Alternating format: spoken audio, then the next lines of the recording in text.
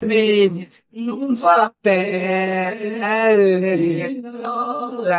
voix nouvelle, la activité.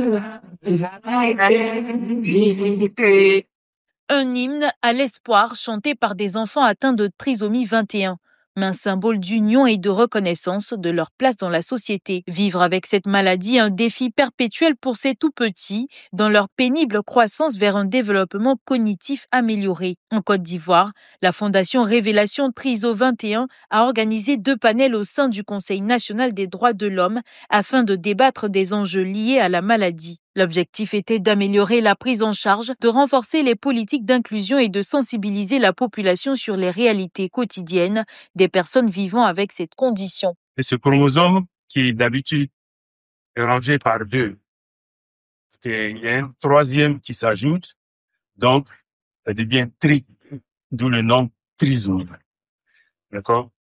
Donc c'est ce chromosome supplémentaire là, qui est responsable du problème que les enfants ont avec lequel ils naissent, parce qu'il y a beaucoup trop d'informations et ça devient nuisible. Moi, dans le cas de ma fille, elle avait un problème de langage. Donc, je ne pouvais pas la mettre automatiquement au CP vu qu'elle n'arrivait pas à parler. On a dû commencer, elle a fait pratiquement 4 ans à la maternelle pour pouvoir apprendre à parler et c'est toujours sur la maternelle qu'on est, malgré qu'elle ait 9 ans. Et s'ils doivent aller à l'école, ça nécessite beaucoup on va dire, de finances de la part des familles qui sont déjà essoufflées. Et donc, ils sont dans des centres qui coûtent en moyenne 1,2 million l'année scolaire pour des classes et les résultats ne sont pas patents. Donc, voilà un peu ce que je voudrais dire.